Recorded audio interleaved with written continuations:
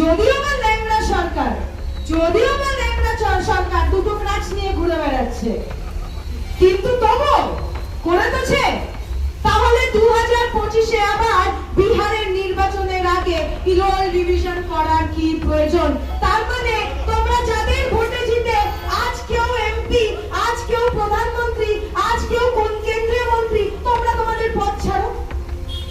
যদি আমাদের ভোটারদের আবার করে প্রমাণ দিতে হয় যে আমরা বৈধ ভোটার, তাহলে আমাদের ভোটে তো গত বছর জিতে তোমরা এই সব জায়গাগুলো গেছিল। তোমরা তোমাদের পথ ছাড়ো, ছাড়বেন প্রধানমন্ত্রী নিজের পথ ছাড়বেন না। 2026 বিধানসভা নির্বাচনের আগে শেষ চলতি বছরের 21শে জুলাইয়ের অপেক্ষায় তৃণমূল কংগ্রেস নেতৃত্ব থেকে কর্মীরা। এই 21শে জুলাইকে কেন্দ্র করে প্রতিবারের মতো এবারেও প্রচারের পথে নেমেছে শাসক দল। প্রত্যেকেই অপেক্ষায় আগাম নির্বাচনের রূপরেখা প্রসঙ্গে কি বার্তা দিতে চলেছে তৃণমূল সুপ্রিমো। পাশাপাশি আগামী 18 তারিখ বঙ্গে মোদির আগমন ঘিরে শুরু হয়েছে রাজনৈতিক চর্চা। এদিন শিয়াখালী তৃণমূল কংগ্রেসের উদ্যোগে প্রাকৃতিক বিপর্যয়ের মাঝে আয়োজিত হয় 21শে জুলাইয়ের প্রচার সভা। উপস্থিত ছিলেন অতীন কন্যা, প্রিয়দর্শিনী ঘোষ, শ্রীরামপুর সাংগঠনিক জেলা যুব সভানেত্রী প্রিয়াঙ্কা অধিকারী, পঞ্চায়েত সমিতি সভাপতি মলয় খাঁ সহ একাধিক নেতৃত্ব। একটা নরখাদক জগদ্দল পাহাড়ের একটা দল দীর্ঘ 34 বছর ধরে বাংলাকে শাসন করেছিল, অপশাসনে রাজ্যটাকে ভরিয়ে ফেলেছিল। रॉयल पेंट्स एंड फिटिंग्स केम छो मजामा मेरी तरफ से आपको ढेर सारी शुभकामनाएं for your company and I hope you have an amazing year packed with sweet surprises and rewards and I wish you keep winning in life lots of love good luck and best wishes from तुम्हारी विद्या बालन।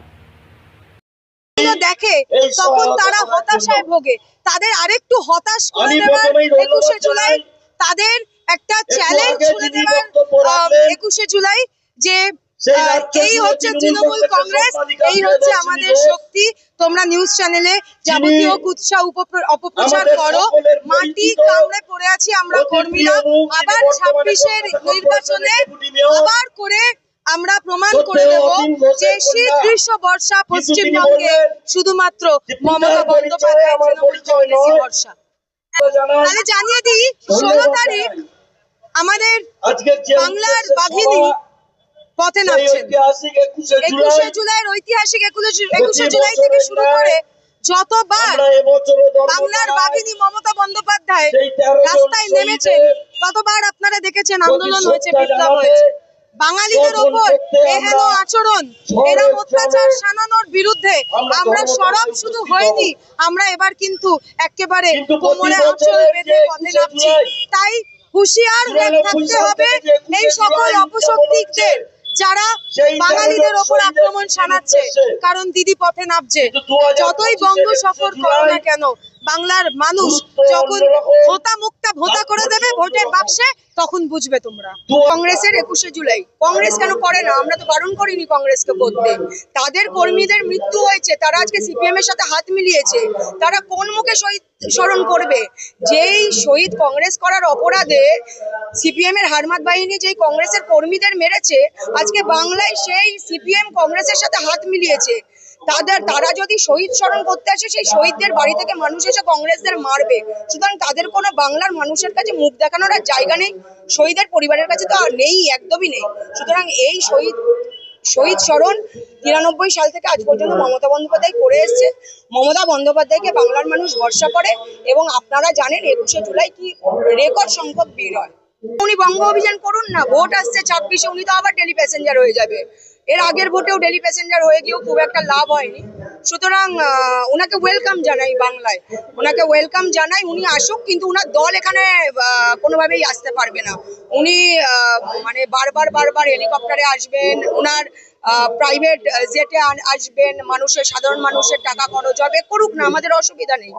কিন্তু ব্যাপারটা হচ্ছে উনি daily passenger হয়েও কিছু করতে পারবেন না। এখানে মোদি থেকে শুরু করে অমিত শাহ থেকে শুরু করে যারাই আসুক, বাংলার মিষ্টি খেয়ে যাক, বাংলার পোস্ত খেতে ওনারা ভালোবাসেন। একটা আমি দেখেছিলাম অমিত শাহ এসে গরিব দলিতের বাড়িতে মানে 2000 টাকা কেজি পোস্ত খেয়ে গেছে।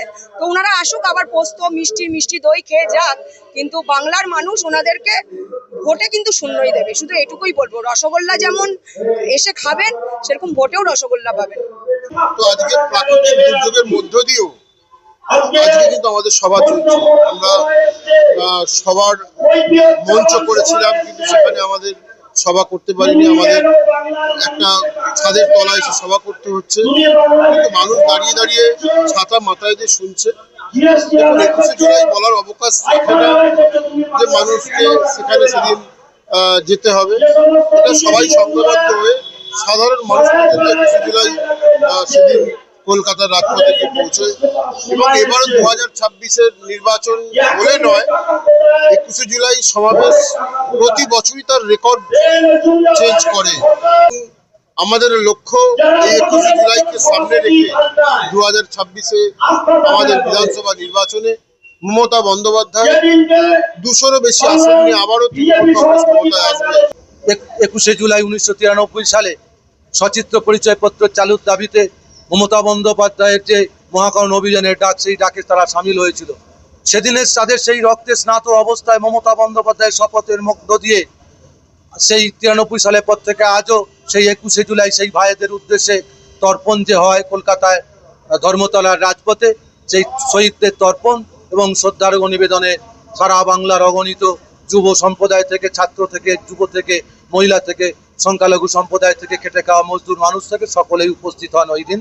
তৎকালীন কংগ্রেসের জায়গা থেকে মমতা বন্দ্যোপাধ্যায় আন্দোলনের রূপরেখা তৈরি করলেও পরবর্তীকালে কংগ্রেস থেকে মমতা বন্দ্যোপাধ্যায়, তাই মমতা বন্দ্যোপাধ্যায় থেমে থাকেননি, কারণ তখন বাংলার অগণিত মানুষ মমতা বন্দ্যোপাধ্যায়ের পক্ষে। তাই মমতা বন্দ্যোপাধ্যায় বাংলার সেই অগণিত মানুষের কথা মনে রেখে এবং তাদের আহ্বানে তিনি নতুন দল করেছিলেন, তৃণমূল কংগ্রেস দল। সেই দল থেকেই আজকে কংগ্রেসে থাকলে মনে হয় আজকে বাংলা দুঃশাসন এবং জগদ্দল পাহাড়কে সরাতে পারতেন না তিনি। 2026-এ বিধানসভা নির্বাচনের আগে এটাই থেকে শেষ 21শে জুলাই সভা, প্রস্তুতি সভা।